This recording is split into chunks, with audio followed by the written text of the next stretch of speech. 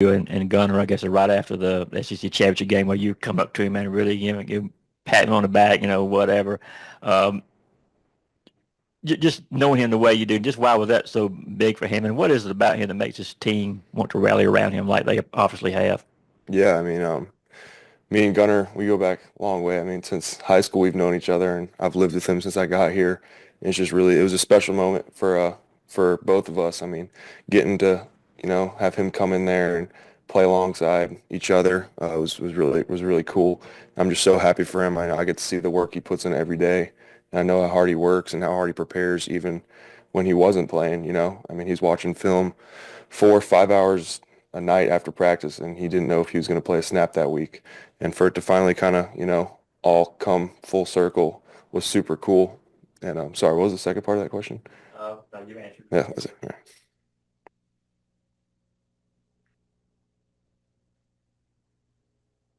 Yeah, just obviously you guys had to replace Brock this year, and he's tearing it up in the NFL. What do you make of the year that the tight end room as a whole has had, and obviously going about replacing him, but also the production and season you guys have had?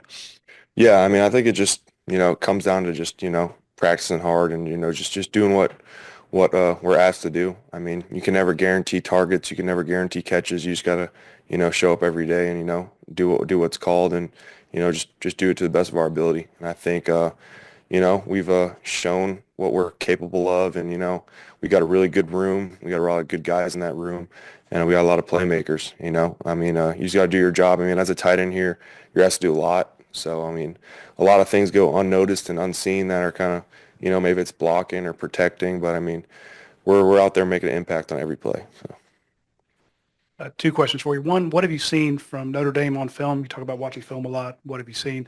And also, tell me a little bit about your two freshman tight ends and how they've changed from the first practice to now. Yeah, Notre Dame, they've got a big, physical, strong defense. They're gonna load the box and they're gonna try to stop the run. And there's be a lot of matchups, a lot of one-on-one opportunities, and they've got good players and we've got good players too. So it's really just gonna be one-on-ones and winning your matchups, things like that. And Jaden and Colton, they came in here. Uh, I think it was they early enrolled last year, and they both have grown tremendously. From the weight room to practice, I'm really impressed with both of them. They're both making plays every day. They've both gotten so much better in the run game and the pass game. Coming in as a tight end to the SEC is not it's not easy. You don't really do the blocking you do in high school, so they both learned and they're getting better every day. And you see it every day, and we watch it, and they're both gonna be really good players here. Coach Bobo was talking about how it hasn't been smooth as an offense or as a team for that matter with a lot of ups and downs this season. As it relates to the offense, why do you think that is in terms of, maybe not being as productive as you guys would like overall? I think it just all comes down to execution.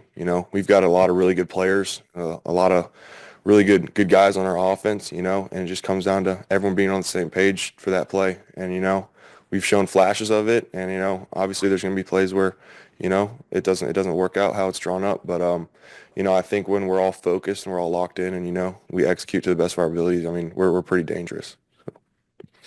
Oscar, your first playoff game was actually obviously against Ohio State. Darnell gets hurt. You have to come in and really have to play a big role. How much of that game, just looking back, kind of maybe propel you, on your way to kind of where you're at right now?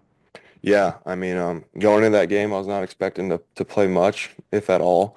And, I think it just comes down to how we prepare and how we practice. I remember Darnell went down and I got put in there, and they didn't hesitate on any of the play calling. They didn't change anything because I was in there, and they expect you to be ready. And I think the way we practice and the way we prepare, it made me ready, and it made the game easier than what it would have been if we didn't practice like we did. Yeah, quick follow on that. Don't have the mic, but just is that a lesson for the rest of the guys, maybe other guys who have not played much this year, that hey, my opportunity could come and kind of have you as an example of what can happen? Yeah, for sure. You just got to buy into it and trust the process. We talk to guys that were here and that are in the NFL now all the time, and some of them didn't play until they were juniors, and then they ended up being first round picks. So just the way that we practice and we prepare and you get developed here, it's different than everywhere else, and you just got to buy into the process and trust it. Yeah, you're someone who obviously knows Gunnar well. In these last 3 weeks with him taking over as a starting quarterback, where have you seen him maybe grow or change the most, if he has at all? Yeah, I mean, I think just being more comfortable, just kind of being out there with the ones like the whole time, you know. I've never started at quarterback. Anyone else on our team has ever started at quarterback really, and so it's a unique thing, and for him to kind of just get used to, all right, I'm the guy now, and just get that confidence that he has every play, I think is big for him, and I think he has that, and none of us are worried about anything. I mean, he came in that game. No one flinched. I mean, we all rallied behind him, and we know what kind of player he is. We've seen it for the past 3 years, and we know how good of a quarterback he is. So I think we're really just excited for everyone else to finally get to see what he can do. Let's switch over to a couple of questions from Zoom. First question will go to Bailey Burmaster. Oscar, I have two questions, so I'll let you answer the first and then I'll follow up. What feels different in the run of a play with Gunnar leading the way versus Beck? They both have their strengths and they both have their weaknesses. I mean, they're different. They complement each other in different ways. But I think with Gunnar, it gives us more of that option where, he can extend a lot of plays. And he's a physical guy, and y'all saw that in the SEC championship. I mean, he's not scared to put his shoulder down and run through someone. So, you just got to be ready at all times. Scrambling, just extending plays with his legs, and being ready to block for him because he's not going to want to slide. In addition to that, with your relationship with Gunnar, what is something the average fan may not know about Gunnar? I don't know. I mean, he's old school. I think people are starting to find that out a little bit, but he's old school. He's not a materialistic kind of guy. He doesn't care about all the NIL and all that stuff. He just likes being with his friends, his family, and his cows. So. Next question will go to Wade Cheek with the Clayton Tribune.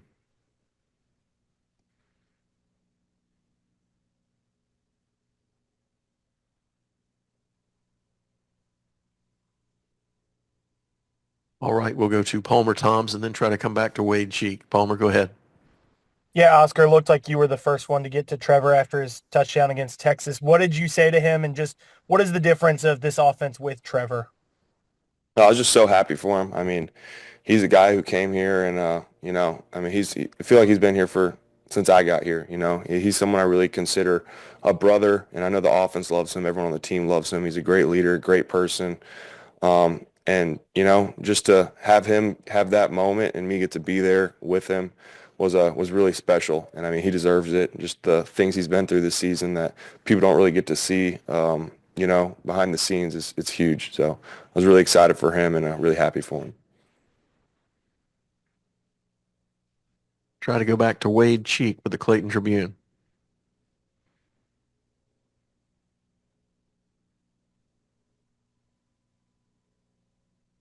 And we'll go to Charles Odom with the Associated Press. Just a quick follow to what you said about how no one flinched starting the second half in Atlanta. What was that? That's had to be a lot for a guy getting that first important role. What was he like in the huddle for that second half, and especially in that first drive when you guys just charged down the field? Yeah, I mean, he was calm. I mean, he was ready. He was comfortable. We practice all those scenarios, so it's not like a situation he was just thrown into that he's never been in before. Well, we do a good job of preparing everyone for, drives and things like that happen, and we walk through, I mean, everything that could possibly happen in a game. So I think he was comfortable. He was calm. He was cool, and I mean, he was just excited. I mean, we got in the huddle and he's all right. Let's go finish this thing off, and we did it.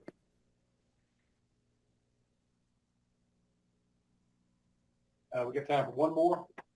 Gunnar? Yeah, Mark. All right, so have you met Gunnar's cows, and what can you tell us about them? I have. I've been up there a couple times, and he's got I think when I was up there, he had I think 3 or 4, and I think he's got more now. But there's always been the running joke of he made like an Instagram post a long time ago. It was always great to wake up to a new cow on game day or something, and everyone kind of loved that on the team. I mean, that's just the guy he is. I mean, he just loves stuff like that. I mean, he's not about all the Instagram fame and all that. I mean, he'll take a picture of his cow and post it when he's happy, and it's cool. I mean, he takes pride in it, so it's special. It's awesome. All right, Oscar, thank you. Thank you. Thanks, Oscar.